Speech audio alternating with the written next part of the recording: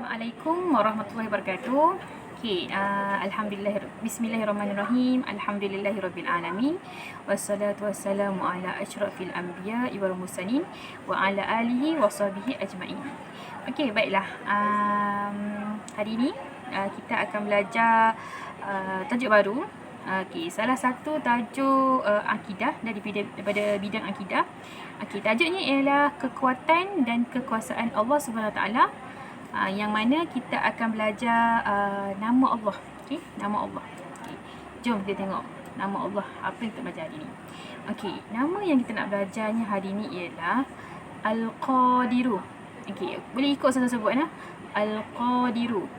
Al-Qadiru ataupun Al-Qadir yang bermaksud Allah yang Maha Kuasa.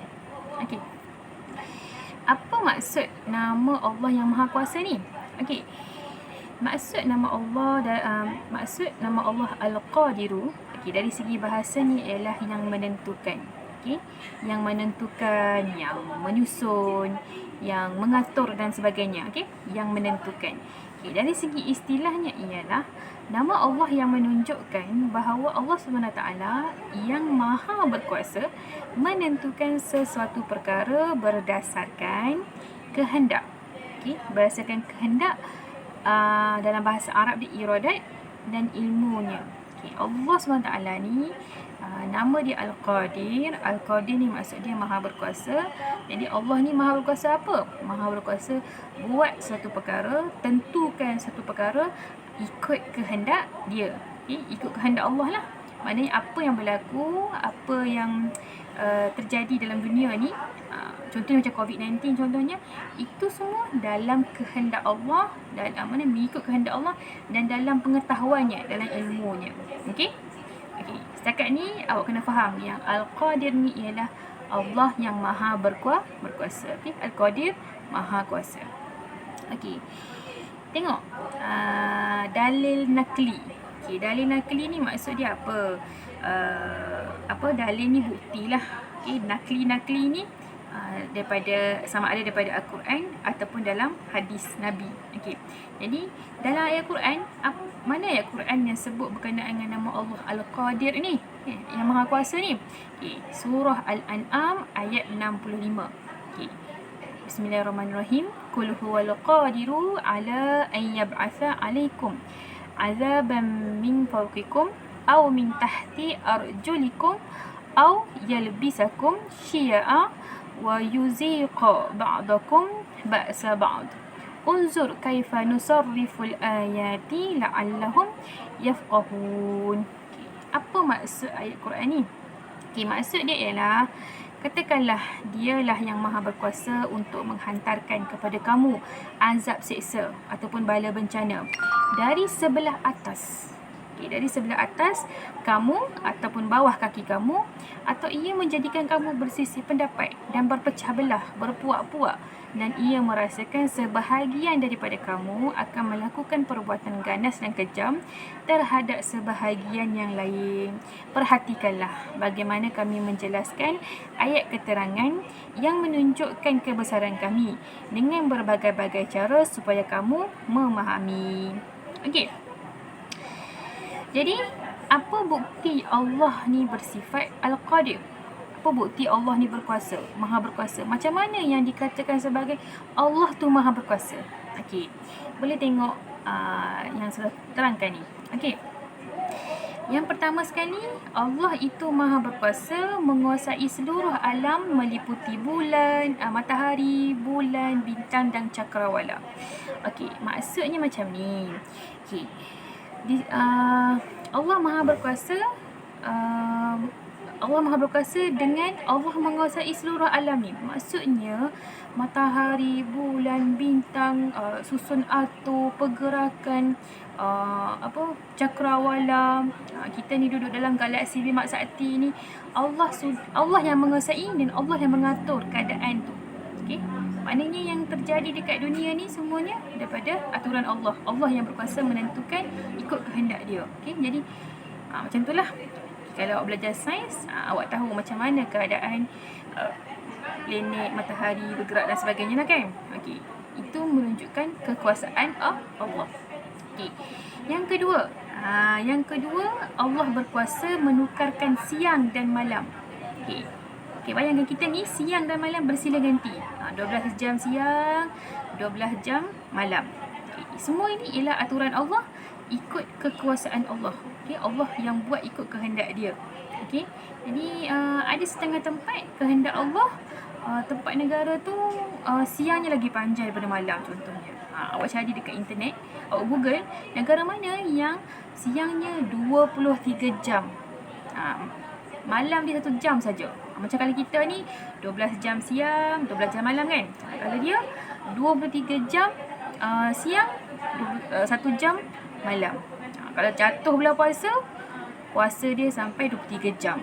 Satu jam tu masa tu dah nak buka puasa, masa tu dah nak sahur. Bayangkan. Okey, ada tempat macam tu. Dan juga tempat tu 6 bulan siang. 6 bulan tu siang saja panjang. 6 bulan tu. Masuk 6 bulan yang kedua, malam pula. Malam sepanjang 6 bulan tu. Pun ada juga. Jadi itu semua ialah menunjukkan kekuasaan Allah SWT. Allah buat ikut kehendak dia lah. Okay. Yang ketiga, Allah berkuasa mencipta langit dan bumi dan menghancurkannya bila sampai masanya lah. Okay. Jadi sebelum kita ni diciptakan, sebelum Nabi Adam diciptakan, sebelum semua makhluk lain diciptakan oleh Allah, Allah terlebih dahulu ciptakan langit dan bumi. Okay. Dan pada masa nanti sampai masa akan datang nanti, bila dah berlaku satu hari, hari apa tu? Hari tersebut akan hancur segala-galanya, termasuklah langit dan bumi dan isinya. Hari apakah itu? Itulah namanya hari kiamat. Okey. Seterusnya yang keempat, Allah berkuasa menurunkan mukjizat kepada Nabi dan Rasul. Kenapa? Mukjizat ni apa? Mukjizat ni ialah mukjizat ni ialah macam kelebihan Allah bagi kepada Nabi dan Rasul. Kenapa Allah bagi? Sebab Allah nak buktikan, Allah nak tunjuk yang ni memang betul-betul Nabi aku, memang betul-betul utusan aku. Okay. Jadi Nabi-Nabi ni dia ada mukjizat bukan untuk saja menunjukkan yang mereka ni betul-betul Nabi. Okay. Contohnya Nabi Isa. Nabi Isa apa mukjizat dia? Kelebihan dia. Nabi Isa ni masa kecil dulu, masa baby dulu, dalam buaian dia boleh bercakap kepada orang yang datang melawat kepada dia. Okay. Orang-orang bila mak dia melahirkan anak, Siti Maryam tu melahirkan anak, orang semua pakat pergi melawat lah. Dan bila orang datang melawat tu, dia bercakap daripada buaian dia. Itu Nabi Isa. Dan bila dia dah besar, dia dah jadi Rasul, Nabi Isa diberikan kurniaan kelebihan, boleh sembuhkan mata orang yang buta, boleh sembuhkan penyakit kulit orang, boleh hidupkan orang yang dah mati. Itu kelebihan ataupun mukjizat Allah bagi kepada Nabi Isa, nak tunjuk yang Nabi Isa ni betul-betul Nabi dia. Jadi kena ikutlah Nabi Isa ni. Macam tu. Kelebihan ataupun orang panggil mukjizat lah. Nama dia mukjizat. Tapi mukjizat ni kena faham, bukan sihir, bukan magic, bukan macam Harry Potter, tidak. Tapi adalah satu kelebihan yang Allah bagi. Okey. Faham sekat tu je dulu. Okey, seterusnya. Bukti Allah bersifat Al-Qadir. Allah berkuasa menurunkan hujan dengan sukatan tertentu. Ada waktunya hujan kita dapat renyai-renyai kan, gerimis, orang kata gerimis kan. Okey, ada waktunya hujan tersangat lebat sampai tahap boleh banjir tu tempat. Sampai banjir Pahang tu kan. Itu kuasa Allah yang menurunkan hujan ikut sukatan yang dikehendaki. Kalau dia kata nak banyak-banyak lah, kalau dia kata nak sikit-sikit lah. Ada setengah tu kadang-kadang hujan turun batu. Ada kan hujan batu. Kadang-kadang hujan tu hujan turun ikan. Hujan ikan. Ada. Cuba cari kat internet, mesti awak jumpa. Hujan ikan, hujan batu. Cuba tengok. Okey, yang seterusnya, Allah berkuasa menghidupkan semula orang yang telah mati. Okey, kita nak tanyalah, bila kita ni akan dihidupkan semula? Bila kita mati ni, bila kita akan dihidupkan semula? Bila? Okay. Kita akan dihidupkan semula bila setelah semua dah habis, dah kiamat semua, kita akan dibangkitkan semula, dikumpulkan di padang mahsyar. Ketika itu kita akan hidup semula. Ketika itu kita akan hidup semula seperti mana keadaan sekarang. Kita hidup ada jasad semua, cuma rupanya tak tahu, tak boleh nak habaq. Cuma rupa kita tak tahu.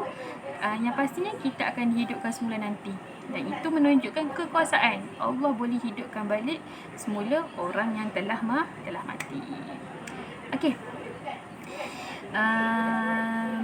Kita terus kepada nama Allah yang kedua, iaitu Al-Qawiyyu. Okay. Al-Qawiyyu ni apa? Al-Qawiyyu ni ialah Allah yang maha kuat. Okay. Al-Qawiyyu, Allah maha kuat. Okay. Apakah maksud nama Allah Al-Qawi? Okay. Dari segi bahasa, Al-Qawi ni maksud dia yang kuat. Okay. Kuat, gagah, perkasa. Okay. Gagah dan kuat lah kita katakan. Okey, tapi apa dari segi istilah dia ialah nama Allah yang menunjukkan bahawa Allah SWT maha kuat dan mempunyai kekuatan yang sempurna. Okay. Nama Allah yang menunjukkan Allah ni maha kuat, dan maha kuat ni bukan kuat semata-mata kuat, tetapi kekuatan yang sempurna. Yang paling kuat, yang sempurna. Tak ada orang boleh challenge. Okay. Tak ada orang boleh challenge. Kalau contohnya orang tu kuat, Allah lagi maha kuat. Okey. Seterusnya, dalil nakli Allah bersifat Al-Qawi. A'udzubillahi minasyaitonirrajim. Okey, surah Al-Anfal ayat 52 yang berbunyi, Kadabi ali fir'auna walladzina min qablihim kafaru biayatillahi fa akhadhahumullahu bizunubihim innallaha qawiyyun syadidul iqab. Okey, maksud dia apa? Okay. Keadaan orang kafir itu samalah seperti keadaan Fir'aun dan kaumnya serta orang yang terdahulu daripada mereka. Mereka kufur ataupun ingkar akan ayat Allah, lalu Allah menyeksa mereka disebabkan dosa mereka. Sesungguhnya Allah Maha Kuat lagi amat berat seksaannya. Okey, ayat tadi cerita pasal Fir'aun. Okay, Fir'aun dengan kaum dia. Fir'aun ni siapa? Fir'aun ni ialah raja yang hidup pada zaman Nabi Musa dulu. Okay, Fir'aun ni sangat berkuasa lah, ramai pengikut, dan dia pernah mengaku dirinya sebagai Tuhan. Okay? Jadi Fir'aun terkenal, bukan sekadar terkenal sebagai mengaku sebagai diri Tuhan, dia juga sangat zalim. Okay? Sangat zalim. Siapa-siapa yang lawan dia memang tiada peluang kedua bagi orang tersebut lah. Okey, jadi Fir'aun ni bila Nabi Musa bagi wahyu, sampaikan wahyu kepada dia supaya menyembah Allah, jangan mengaku dia sebagai Tuhan dan sebagainya. Fir'aun ni jadi kafir lah. Dia tak mau dia ingkar, tak mau ikut Nabi Musa. Maka Allah seksa mereka. Allah seksa mereka disebabkan dosa mereka lah. Dan seksaan Allah tu maha kuat. Allah tunjuk kekuasaan Allah dengan Allah seksa Fir'aun. Macam mana Fir'aun diseksa? Fir'aun dengan kaum dia, kisahnya Fir'aun dengan kaum dia ni, pengikut dia kejar Nabi Musa dan juga kaum Bani Israel. Kejar sebab tak nak bagi terlepas lah. Dan Nabi Musa alaihissalam telah pun belah laut dengan tongkat dia. Tu mukjizat Nabi Musa tu. Telah belah tongkat dia, telah belah laut dengan tongkat dia. Maka terbelah laut menjadi dua, dan Nabi Musa dengan pengikut dia lalu menyeberang untuk pergi ke tanah seberang. Kemudian Fir'aun dengan kaum dia ni nak kejar, dia pun lalu jalan yang sama, tapi tak sempat tangkap Nabi Musa dengan pengikut dia. Nabi Musa dengan pengikut dah sampai ke seberang, Allah tangkupkan balik lautan terbelah tadi. Maka lemaslah Fir'aun dengan kaum dia. Lemas di dalam lautan. Tak boleh nak bayang macam mana kan, tapi lemas dalam lautan. Dan benda tu terbukti. Sampai sekarang ada orang jumpa kereta kuda, orang jumpa rangka manusia di tengah lautan, di laut mati. Cuba awak tengok balik dekat internet, awak cari. Ada bukti yang bahawasanya Fir'aun tu telah mendapat azab yang berat daripada Allah SWT, balasan sebab tak mau ikut kata Nabi Musa. Okey, habis cerita pasal tu. Okey, apa bukti Allah ni bersifat Al-Qawi, bersifat maha kuat? Yang pertama, Allah berkuasa memberi rezeki kepada sesiapa sahaja yang berusaha mencari rezeki ikut cara yang betul. Jadi setiap manusia ni, kita ni kalau kita ni betul-betul berusaha ikut cara betul, kita tak campas rezeki orang lain, kita buat cara baik dan sebagainya, Allah akan bagi rezeki tersebut. Dan Allah boleh buat sebab Allah Maha berkuasa. Allah Maha kuat kan? Allah boleh bagi rezeki. Okey, yang kedua, Allah berkuasa mengazabkan sesiapa yang melakukan dosa dengan azab yang sangat pedih. Macam yang Allah buat kepada Fir'aun dengan kaum dia. Okey. Jadi